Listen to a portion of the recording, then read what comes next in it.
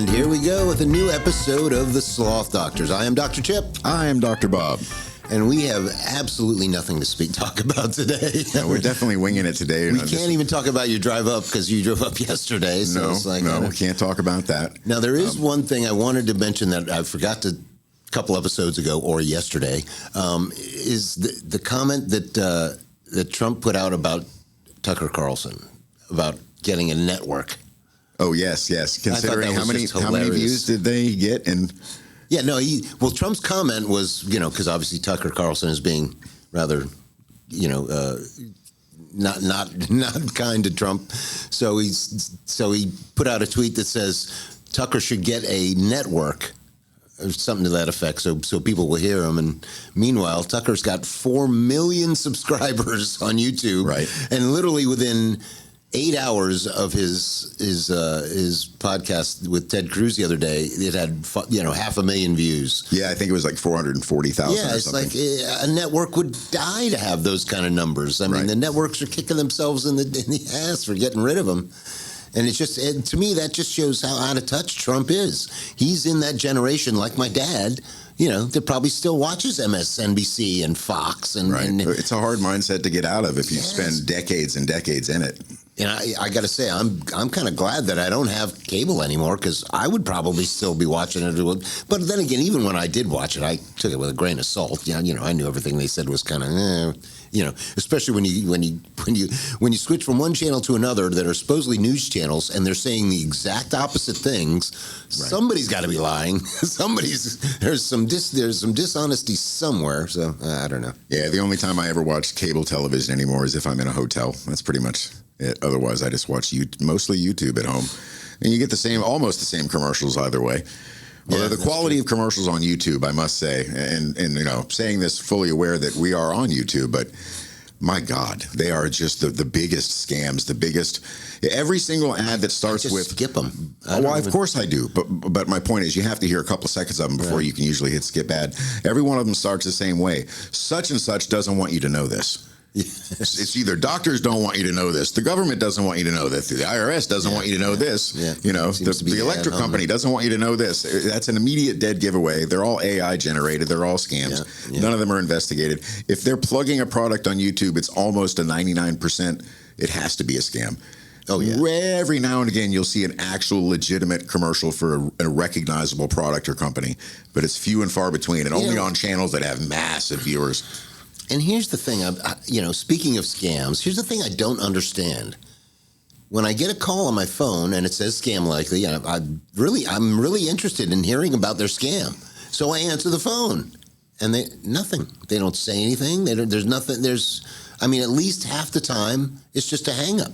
It's like, what? How does that scam work? Yeah, I think your phone might be interpreting a spam call as a scam call in a situation like that or something. Well, same difference, though. Why aren't they spamming something when I answer the phone? Do they expect me to, are they waiting for it to go to voicemail? Because most people don't answer their phones, maybe?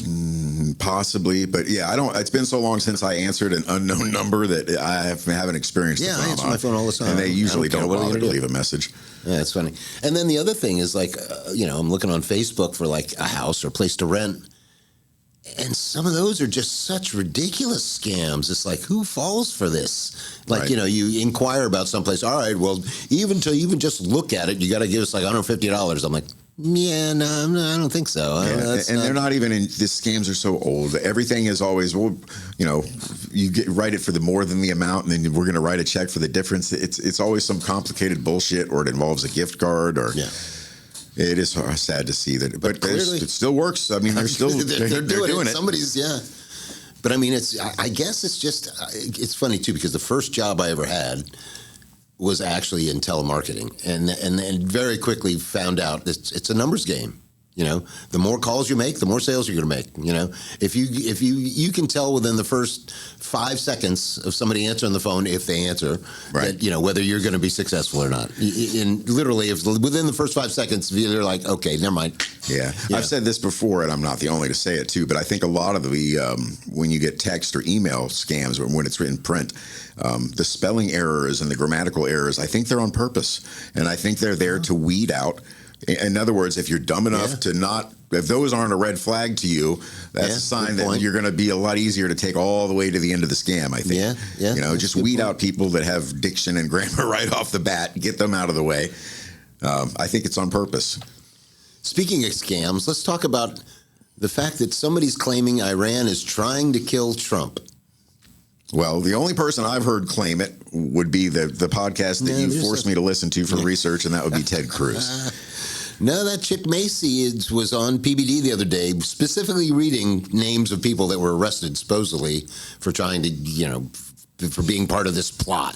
Conspiracy, right? Which is, look, then they're saying it's been going on for 2 years. So nobody in 2 years of trying to beat the war drums of Iran has said, oh, by the way, they're trying to kill Trump. And also in 2 years, nobody has actually made an attempt that has made the news, because there have been two attempts. One attempt and one, maybe that was an attempt, the golf course thing. Right. No, and they're not claiming that either. Oh, did he? Okay. Trump, and they're not claiming that either of those were on the Iranian payroll, correct? Exactly. The whole thing is just so ridiculous. I mean, and let's think about it. What good would killing Trump do to the Iranians? I mean, and truthfully, I actually heard the answer to this question earlier today, because I was actually asking it to myself for days. And I guess the only real reason is because he killed Soleimani. So they're trying to be, So in other words, there's no real statecraft to it, just pure revenge. Yeah. Would be the only. Complete revenge. Yeah. Politically, it does nothing for them. Absolutely nothing. Now, if not to mention, talk about a repeat of awakening a sleeping giant. Well, and here's the thing: if Trump is in fact impeding Netanyahu from getting Iran taken care of, like we suspect he wants to, doesn't that kind of put the ball in Netanyahu's court to take Trump out? Yeah, but he's not really impeding, and he is. They want us to go to war. Well, Trump isn't as impeding as a lot of other guys, but he hasn't gone full force, and we're not at war with Iran supposedly yet. No, but we are definitely our ally is, in which we're supporting them. Yeah, we're supporting them. So But at the same time, I'm sure Netanyahu would rather have us just go, we declare war on Iran, go in there and just turn it into glass or whatever they want us to do. So to me, I mean, we know Netanyahu's funded Hamas through Qatar. So who's to put it? I mean, we know he's the genius behind, bombing innocent civilians with pocket pagers and stuff like that. I mean, I wouldn't put it past him to go, hey, look. Which, let's just take a quick moment to say, all morality aside, and genius maneuver. Just the pager tactically, thing. Tactically, it's like something out of a fucking a Clancy novel. Well, and then what do you think about the drone thing the Ukrainians did? Do you think that's better or not quite as good? Not quite as good, but still pretty technologically I have questions impressive about that whole thing.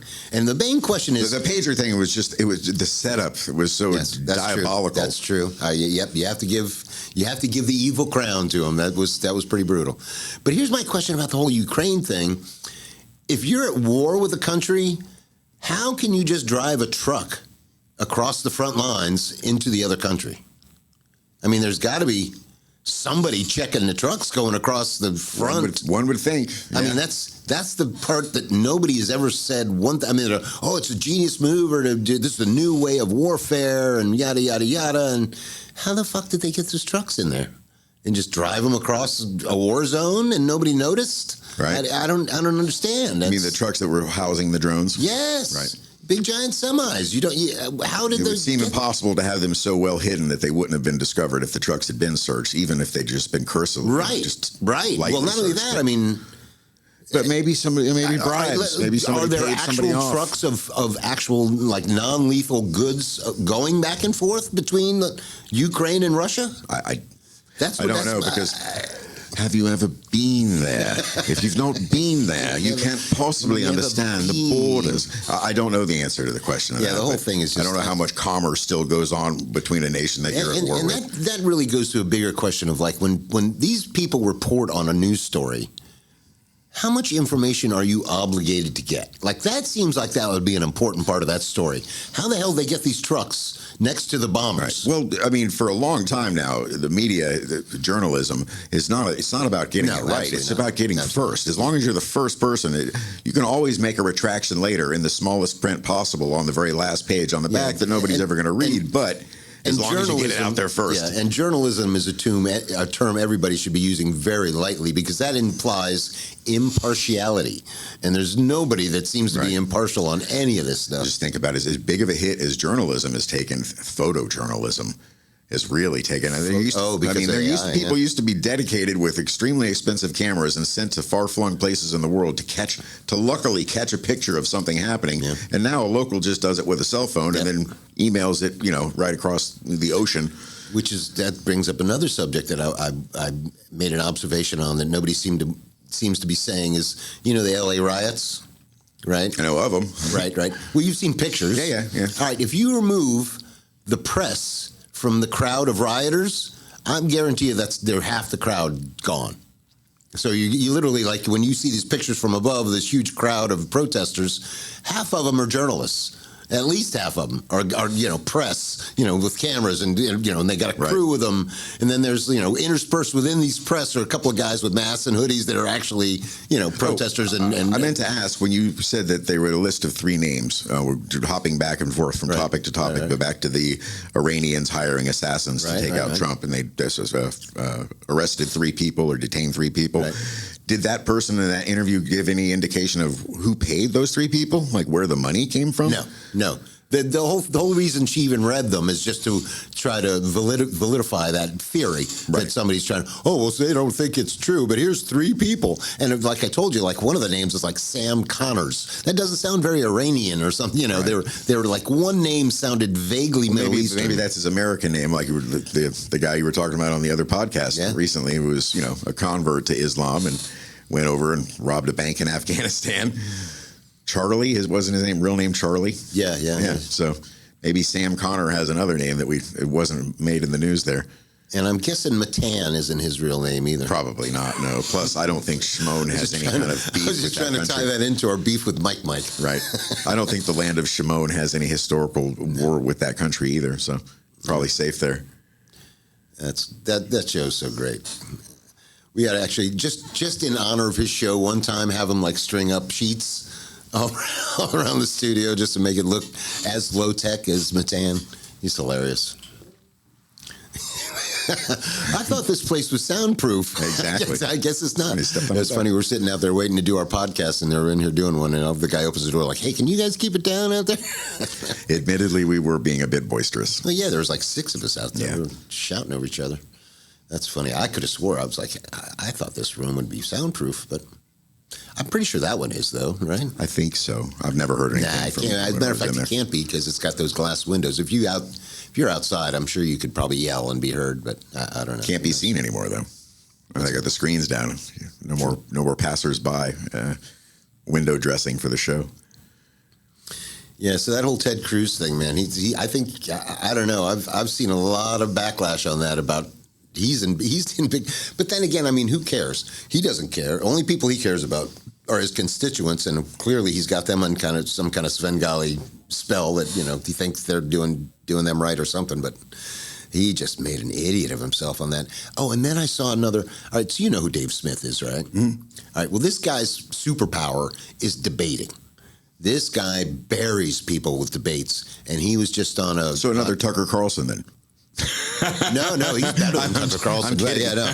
Tucker Carlson's good, but Dave Smith's even better. I mean, he's just like if you even go by like the rules of debating, he's even good, And he had Matt Gaetz, I guess, has got a podcast now, and Dave Smith was debating some guy that was trying to trying to defend Israel and try to defend. What's Gaetz' podcast about? Like dating advice? Hey, there's that number 17 again. There you go. It just keeps popping up. Yeah, they don't know what we're talking about, but 17 is his magic number. No, that's funny. Not for the same reason. But yeah, I mean, just watching this guy getting dismantled by Dave Smith, and it's just, the guy's amazing. The guy's an amazing debater. And it's funny, too, the guy's reading something about Iran's nuclear program and about how, oh, yeah, they're doing this. And then he stops and Dave goes, okay, so keep reading. Because apparently the rest of the report says, and they do not have a nuclear bomb. They do not have a nuclear bomb. And, of course, the guy read out his, specific part that he wanted it. And Dave's like, no, keep reading. Tell the whole story. You're not telling the whole story. He's just so good. And I think it's got to be the fact that he's just so well informed on all of it. He can bring stuff up that, like, you come up with, about the Council of Nicaea or whatever. And he's like, oh, yeah, no, I know all about this, blah, blah, blah, blah. He's just so knowledgeable about everything about it. I guess he voraciously reads about whatever subject he's talking about. But he probably does a tremendous amount of prep work before these shows. And all the things that we don't do. Yeah, right. Well, I mean, and not only that, I mean, the guy has the same debate over and over again with just different people. They're debating the same subject. So, right.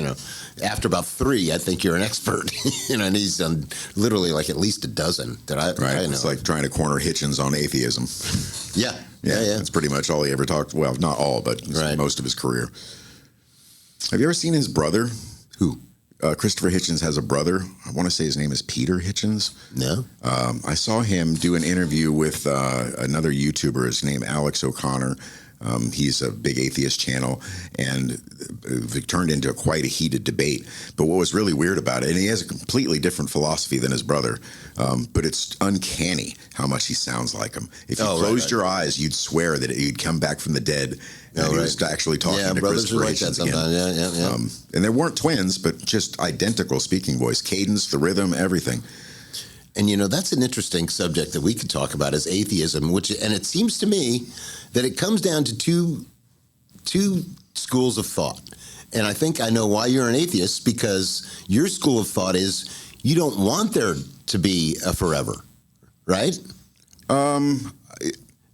I don't necessarily but that's not why I'm an atheist. I've never been presented with what I found to be compelling enough belief. But that's what but your thought though is like you don't want to live. I'm not bothered by the fact that there is no it doesn't. I don't really crave one. And truthfully, when you think about it, if there is an afterlife and you go somewhere else and live forever, that's kind of frightening.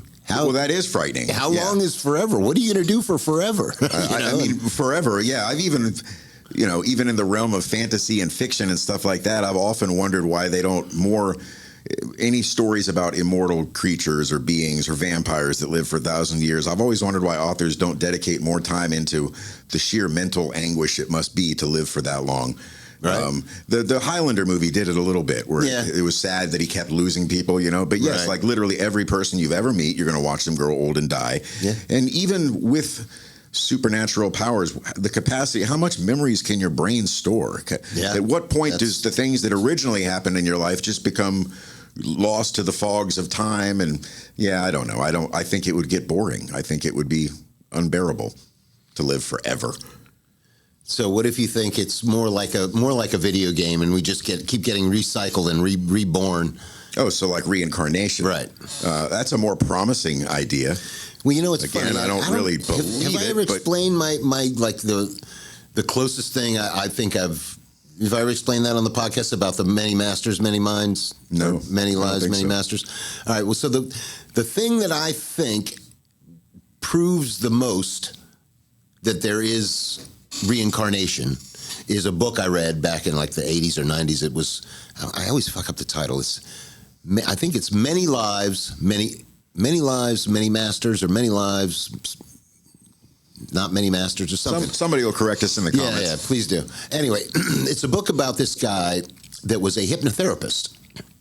All right, so hypnotherapy, I guess, is very effective if you've had some kind of traumatic experience. They can hypnotize you back and relive the experience, and apparently that helps you deal with it and get over it or whatever, yada, yada, yada. So this guy had been doing this therapy on people, and then apparently he came to the conclusion that everybody has had a very traumatic experience, and it's called birth. And when you think about it, you're in a nice, warm, dark place, very comfortable, and all of a sudden you're spit out into this bright, cold world, and some guy's slapping you on the ass. Of air. Yeah. Exactly. So he started hypnotizing people, going back to reliving childbirth, which, your subconscious, it's all in there. You can, if you can be hypnotized, you can dredge up any memory you've ever had. So we would take these people and hypnotize them and make them re-experience childbirth, and then found out that in the regressive process of taking them back to childbirth, he could go farther, and apparently figured out that these people were at one point talking about lives that they had lived previously. And, it's like, wow, all right, so we're not talking to John Doe anymore. Now we're talking to Lisa Loeb or Lucy Lisa or whatever from the 16th century. You were going to say Lampanelli. I was waiting for it. Whatever. Somebody else, but from a different time. And it actually, I think they had one guy that said, yeah, I was, Joe Blow from 1595, and I lived in, Essex County in England on this street, this address. And they actually looked it up and found the guy. And they're like, wow, this guy's, which, if you know about the subconscious, the guy could be making it up. It's conceivable that the guy saw it somewhere and is, right. But they seem to be pretty convinced that he was telling the truth, that he'd actually been reincarnated. And then they found some other people and did the same thing supposedly. But the point about the masters was that he says when they regress these people, all right, between like my life, our lives now, and some life we may have lived in the past, there may have been a gap of time where you weren't alive, you weren't a person, you were just wherever you go. And when they were talking to these people during those periods, they kind of determined that they weren't talking to the actual person, but they were talking to these people that called themselves the masters. And according to the masters, the whole reason we're here and the reason we keep getting spit into this world is to learn. Like there's something we're not learning. And then eventually, once we learn that, then we somehow go to some kind of plane of higher existence or something like that. And that's the closest thing to, and that's still hearsay, but at least it's only hearsay from 100 years ago, maybe, or less. To the general Buddhism versions of reincarnation. You keep coming back until you get it right, and you finally reach nirvana, and then you join with everything. Which throws a monkey wrench in the whole authenticity of the thing, because these are all concepts that could have been fed into anybody's mind subconsciously, and they could be regurgitating it during. And these are also the actual person conducting the experiment may inadvertently be putting some of these memories in. But yeah, it's a beautiful thought. It's elegant. It's an elegant solution to the problem. It does beg the question of how many, if that were true, and there's 7 billion people on Earth, what percentage of these people are doing their first run? Which percentage of these people, you know what I mean? Because the population keeps increasing, so that means. And then if you're doing the first run, where did you come from? Exactly, right. and the people on their last run, this will be their last time through. Right. Would you be able to spot that in somebody? You meet somebody in public, and you think to yourself, maybe that's when you meet somebody that's an old soul, somebody that seems, even as a child, to have a preternatural sense of calmness. And then again, if that's the case, and somebody calls you an old soul, that's kind of a backhanded, that means you haven't learned your damn lesson. An old soul. Well, you haven't, but it does mean it would imply that you're almost there. Yeah, you know what I mean. Right. But then again, if it's your first run through, you wouldn't be expected to have learned anything yet. How would you know? Who knows? Though maybe there are people that do get it right on the first time, like bing bang boom, off you go. Who knows? Right? A spiritual prodigy. And you get it right on the very first try and just run straight through all the way to nirvana. Wouldn't that be nice? Yeah, but the whole concept of forever is so. All right, so like let's say you did live forever, and let's say the Big Bang theory is correct, and this is my theory about the Big Bang. If the Big Bang happened, if we're all compressed in the size of a basketball and then it blew up, who's to say that eventually gravity's going to work and everything is eventually going to get compressed back down to a singularity? Oh yeah, that's a very strong theory. That it's a popping, you're not going to live through that. If you live balloon, forever, right? How would you possibly live through that? I mean, there's But living forever is just such an interesting. If you're the one thing that does live through that on the next side out, that would make you God for that expansion. It'd be the only thing that existed from the previous. Oh, and that's the other thing I didn't talk about the other day is, I got a feeling if there are aliens, not only would they have already been here, we would have no idea because, I mean, if you think about it, the first species that could possibly develop enough intelligence to do something like travel to, it would have to be microscopic. It would have to be really teeny because that's the first kind of life was like little teeny, little teeny single-celled organisms. Right. But I mean, there are organisms that are still that small.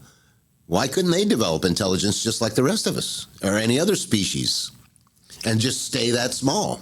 I don't know that there's enough biological complexity at that size to do. But then again, we don't entirely know how intelligence works. So who's to say? True. I mean, who's to say there's not silicon-based life forms out there, which we would never even be able to spot? We'd be looking But for if the you wrong think about it, if there were microscopic aliens, they could be around all the time. They could have been around for, as long as it was humans, right. And just we'd never know it. Right. Lucas calls them midichlorians, and that's what makes you a Jedi.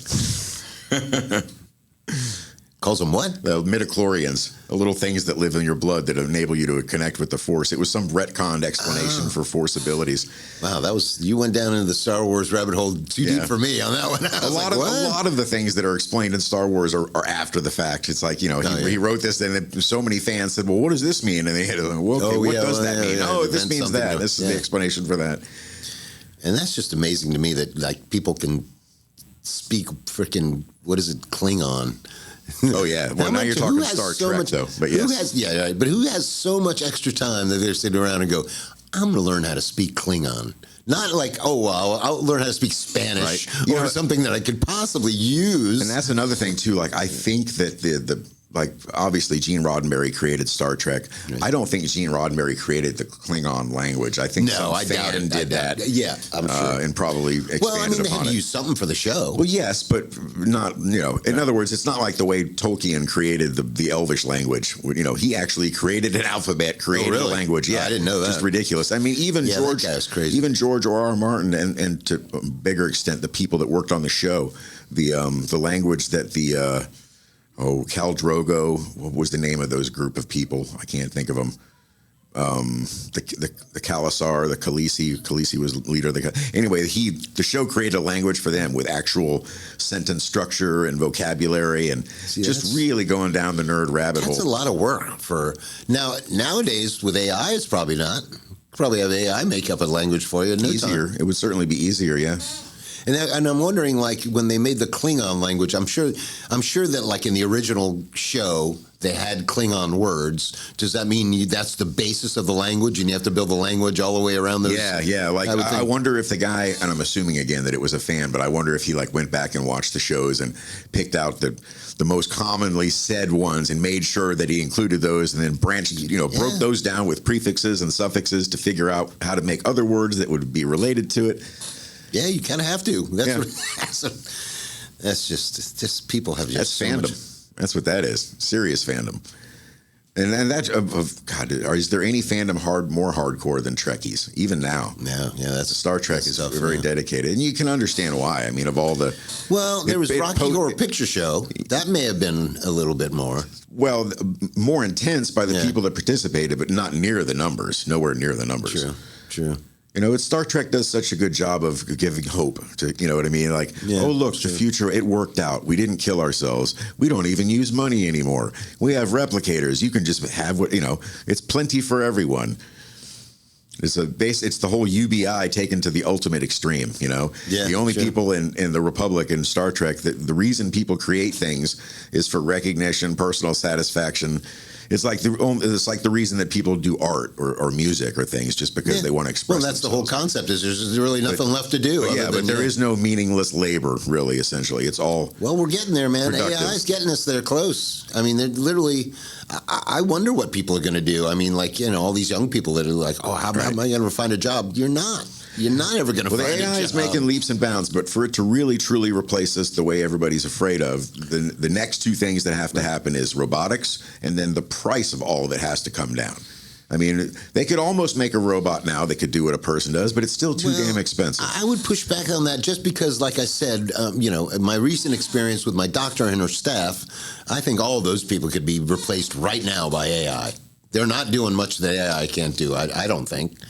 AI does a lot already in the medical field. Some of the things it's really good at. I wish it was in charge of putting in my script. Yeah, well, that'll be next. But what they're really good at is like reading mammograms. AI and computers are really good at spotting microscopic differences in a chart. Yeah, probably better than us, Way better than us. Yeah. Most people, radiologists, it's almost like it's a science, but there's a bit of an art to it, too. And you have to do it for a long time to to really read that image and see between the lines, so to speak. AI is much, much better at it. One study recently, the problem is that a lot of doctors don't like to be second guessed by AI. You know, doctors tend to be very proud of their education and the years of money that they spend. There's, malpractice, going on there too. If AI goes, hey, you fucked this up. Yeah. If they followed what the AI said and then it turned out to be wrong, that's true. Oh, and then with with AI, who are you that aspect? I was thinking the other way. Like the doctor did something, and the AI said, "Well, you should have done this." Right, and if your AI doctor misdiagnoses you, who do you sue? Following the money, as well as a great way to figure out what's behind almost anything, is also a great way to explain why certain things just either can't happen or will take forever to happen. Like self-driving cars. I was just going to say, like self-driving cars, because no car company is ever going to insure their car that it's never going to do anything wrong. Especially after that recent Tesla. Well, it's not even that recent. I think it's an old Tesla test where they pull that dummy out in front of the car, and it just mows it down. And the worst part is, it doesn't even stop. Yeah. It just mows it over and then goes, okay, let's go. The only thing that could have made it worse / funnier was if it accelerated. Oh, yeah. Yeah, that really freaked me out worse than the fact, there's no way it was going to stop and not hit the kid, but then it just keep going. Like, wait a minute, shouldn't it be programmed to, call 911? Right. Leaving the scene of a crime at this point. Yeah, exactly. You just ran over a kid. Don't just keep going. And isn't there a detector to let you know that you hit something? Yeah, exactly. And I still, here's the funny thing about the most of the property damage in the LA riots, to me, look like the Waymo cars. And I still think the protester didn't have anything to do with that. I think the people that have to listen to those things in the morning, I don't know if did you see that story? Oh my God. It's a news story where, these Waymo cars are all parked in one parking lot, surrounded by high-rise buildings. And at about 4 a.m, they all start up. They start trying to leave this parking lot, but because there's so many of them trying to leave at once, they can't do it, and they beep at each other for hours at a time. Yeah, exactly. These people are pissed. They're like, well, yeah, the people that live in that building should be the first ones investigated, and then the next would be cab drivers, I would say, and then followed by people that use or drive for Uber. Yeah, but I'm thinking at the very least, these people are watching those things go up in flames going, oh, thank God. Yeah. Thank God we got rid of those pieces of shit. But yeah, there was a story about these people I think they were suing them, for hey, this is crazy. We can't, 2 hours of beeping at 4 or 5 in the morning is unacceptable. So yeah, I don't know if it was protesters or just people pissed at Waymo. And the Waymo, they're all electric cars, right? And driverless. Well, yeah, I knew they were driverless, but I'm assuming they're all electric I don't cars. know if they're electric or not. I think they are. I guess they are. I think so too. Here's the thing. I'm just electric is just stupid. Here's the perfect kind of electric car. You have an electric motor that drives the car, and you have a small little gas engine to charge the frickin' batteries. Yeah, that's a hybrid.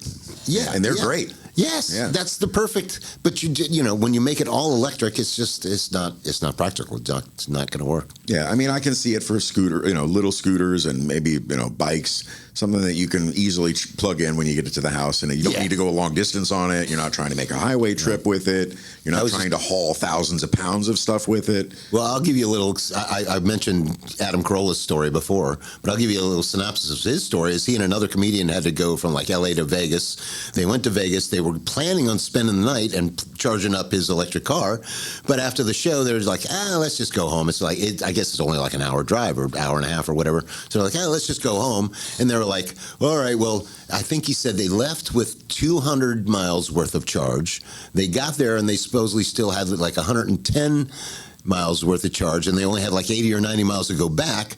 But when they started going back, it started counting down faster, and then they had to try and find somewhere to charge it at 3 in the morning or 2 in the morning or whatever it was, and they couldn't find any place. They ended up having to leave it somewhere, take an Uber back to LA, and come back after hours of looking for some place to charge, and we just don't have the infrastructure for it yet. It's just not. And another thing that kind of ties into the whole freedom aspect and whatnot of cars and being able to go where you want, not being tracked and whatnot. And try charging that electric car with cash. Oh, right. Oh, how is that ever going to happen? Yeah. I don't think there's a single place or way that you could do that. And that brings up another pet peeve of mine. All right, as a cash guy. That's why I brought it up, because I know you're a cash guy. Here's what I don't understand. I go to buy gas. Why do I have to walk inside to give them money? Can't they have grocery stores that you shove money in a little machine and it takes your money. Why can't they put you can those deposit cash into an ATM machine to your bank. Why can't you put that machine at the gas pump? Why do I have to walk in and stand in line and wait for the, it's crazy. Maybe they're afraid of having a box full of money outside will entice people to try to break into and steal it. But I hadn't really thought of that, but I mean, if you have cameras, that's really the only logical explanation for why you would want to do that. But ATMs are the same way, exactly. Yeah. Maybe the ATM though is maybe possibly insured by the banking system or something, whereas the pump might not be. Speaking of money, why don't we tell them the phone number? Oh yeah, the phone number 904-549-9024, and that's to send us money. Huh? No, right. That is our dedicated call and leave us a message. That's right. That's right. We also have a Venmo though, right? Yeah, but the Venmo will be in the link. It's not a phone. It's not a number that you can give out. Oh, that's right. That's the number to leave us messages. That's right. As well as, if you'd rather leave a comment, that'll work too, but messages will work, whatever we got to do. Yeah, because we'd love to listen to your messages and then try to give you some advice as best we can. Yeah, we want to solve any subject whatsoever. We want to solve your problems. We want to solve all the world's problems. We have all the solutions. Yeah, and if we can't help you solve it, we can at least help share it with the world. Absolutely. And then maybe somebody else will comment on a way to solve it. Well, with that, I think we probably wrap this one up. And I see our guest is outside. So, yep. All right, guys. Thanks, guys. Like and subscribe. And comment. And call the number. Give them the number one more time. 904-549-9024. There it is. See you next time, guys. Thanks.